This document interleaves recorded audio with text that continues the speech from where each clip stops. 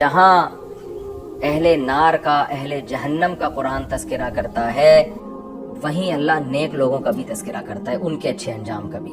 والذین آمنوا، اور وہ لوگ جو ایمان لائے، وعملوا الصالحات، اور انہوں نے نیک اعمال کیے، سندخلہم جنات، عن قریب ہم داخل کریں گے ان کو باغات میں، تجری من تحتها الانہار، جن کے نیچے نہریں بہتی ہوں گی، خالدین فیہا ابدا، ہمیشہ ہمیشہ رہیں گے اس میں، ابدا کا معنی ہمیشہ ہمیشہ۔ وعد اللہ حقا، یہ اللہ کا وعدہ ہے، سچا ہے۔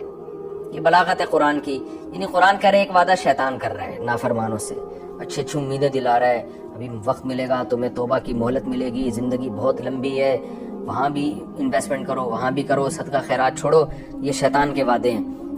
تو اللہ نے فرما دیا شیطان کا وعدہ سوائے جھوٹ کے کچھ بھی نہیں ہے، لیکن اللہ جو تم سے وعدے کر رہا ہے نا جنت کے، تو قرآن کہہ رہا ہے وعد اللہ حقا، یہ اللہ کے وعدے ہیں بالکل سچے۔ اے اللہ، یہ تو ہر آدمی اپنے بارے میں کہتا ہے، جب بھی آپ سے کوئی پوچھے تمہارا دشمن سچ بولتا ہے یا تم، تو آپ فوراً کیا بولیں گے؟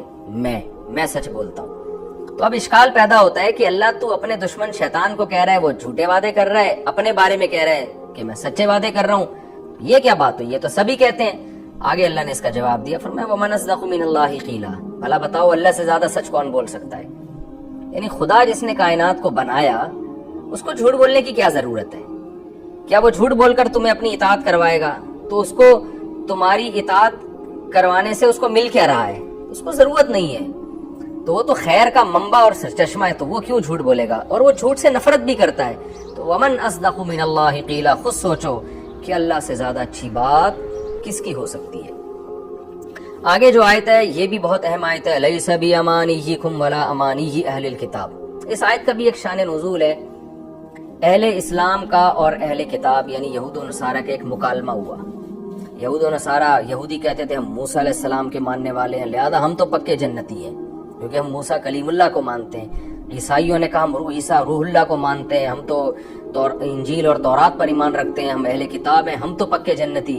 مسلمانوں نے کہا کہ نہیں، ہم تو محمد صلی اللہ علیہ وسلم پر ایمان رکھتے ہیں اور ہم تو مسلم کہلاتے ہیں، ہم پکے جنتی۔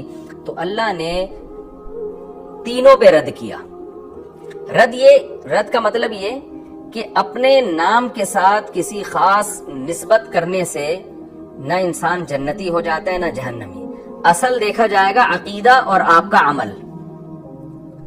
عقیدہ جس کا صحیح ہوگا اور عمل جس کا صحیح ہوگا وہ کامیاب ہے۔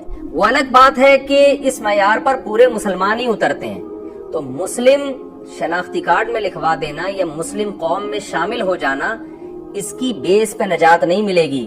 نجات اس کی بیس پہ ملے گی جو اصول اور ضابطہ ہے۔ وہ اصول اور ضابطہ یہ ہے کہ جو شخص توحید پر ایمان رکھے گا، رسالت پر ایمان رکھے گا، تمام آسمانی کتابوں پر، اور پھر عمل کو بھی صحیح کرے گا، صرف عقیدے کا صحیح ہونا کافی نہیں، عمل بھی درست ہوگا، وہ جنت میں جائے گا، اور اس کے علاوہ جو بھی ہوگا وہ جہنم میں جائے گا۔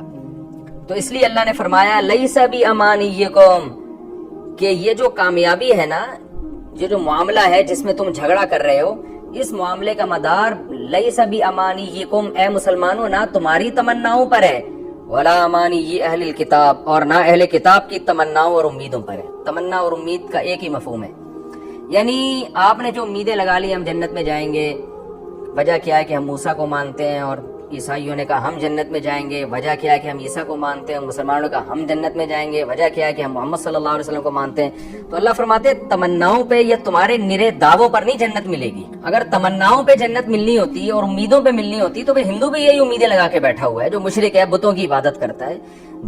تو اس لیے اللہ نے فرمایا کہ نہ تمہاری تمناؤں پہ جنت کا مدار ہے یعنی کامیابی کا مدار ہے، اور نہ اہل کتاب کی، بلکہ اللہ کے ہاں اصول اور ضابطہ قومیت کی بیس پہ نہیں ہے، عمل کی بیس پر ہے۔ وہ عمل کیا ہے؟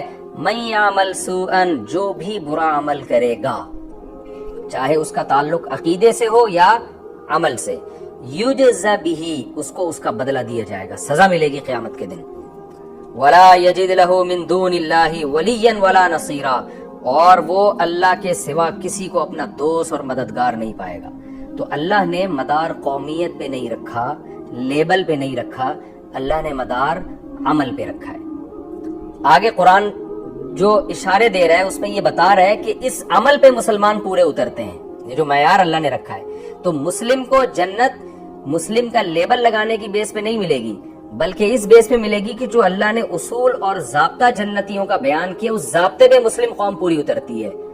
یہی وجہ ہے کہ اسلام میں قومیت نہیں ہے کہ عربی جنت میں جائیں گے، اجمیری جائیں گے، اور اہل کتاب جنت میں جائیں گے، فلاں جنت میں نہیں جائیں گے، بلکہ جو اس معیار پہ پورا اترے گا وہ جنت میں جائے گا. اس کی مثال ایسے ہے جیسے ایک بادشاہ جو ہے اس نے امتحان لیا، اور اس امتحان میں بادشاہ کا بیٹا بھی تھا اور دوسرے لوگ بھی تھے. اتفاق سے بادشاہ کا بیٹا کامیاب ہو گیا. بادشاہ نے اناؤنس کر دیا بھائی میرے بیٹے کے 100 میں سے 100 نمبر ہیں اور یہ کامیاب ہے. تو اب جھگڑا شروع ہو گیا بادشاہ کے بیٹے میں اور تو دوسرے لوگوں میں. دوسروں نے کہا یہ بادشاہ کا جو بیٹا ہے نا، یہ اس کو 100 نمبر اس لیے ملیں گے بادشاہ کا بیٹا ہے، یہ اس لیے کامیاب ہے. دوسرے کہہ رہے ہیں کہ بھائی ہم بادشاہ کے بھتیجے ہیں لہذا ہمیں بھی 100 نمبر ملنے چاہیے. تو بادشاہ فیصلہ کیا کرے گا؟ بادشاہ کہے گا بھائی کامیابی کا مدار اس پر نہیں ہے کہ میرا بیٹا کون میرا بیٹا ہے کون میرا بھتیجا. کامیابی کا معیار اس پر ہے کہ جو اس پیپر کو فل کرے گا اس کو 100 نمبر ملیں گے، جو پورا فل نہیں کرے گا اس کو 100 نمبر نہیں ملیں گے. تو وہ الگ بات ہے کہ میرے بیٹے نے 100 پورے فل کیا ہوا ہے تو لہذا میں اس کو اس بیس پہ دے رہا ہوں. یعنی ایک امر خارج ہے کہ بیٹا اس معیار پہ پورا اتر رہا ہے.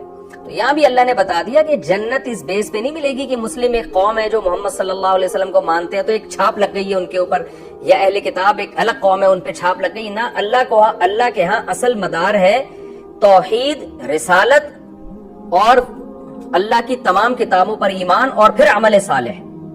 اس بیس پر ہے، اور یہ معیار اتفاق سے مسلمانوں میں پایا جاتا ہے کہ وہ تمام آسمانی کتابوں پر بھی ایمان رکھتے ہیں اور وہ تمام پیغمبروں پر بھی ایمان رکھتے ہیں، اور عمل بھی ان کا اچھا ہے، 5 ٹائم نمازیں قائم کرتے ہیں، زکوٰۃ دیں، جو صحابہ کرام کے اوصاف تھے. تو اس بیس پہ ان کو جنت مل رہی ہے. وہ یعنی خارج میں اس معیار پہ پورا اترنے والی قوم یہ ہے. تو اس کو قومیت کی بیس پہ نہیں بلکہ اس قوم کو جنت میں داخل کیا جائے گا ان اعمال کی بیس پہ. تو اصل عمل ہے. یہ قرآن ایک اصول اور ضابطہ یہاں بیان کر رہا ہے.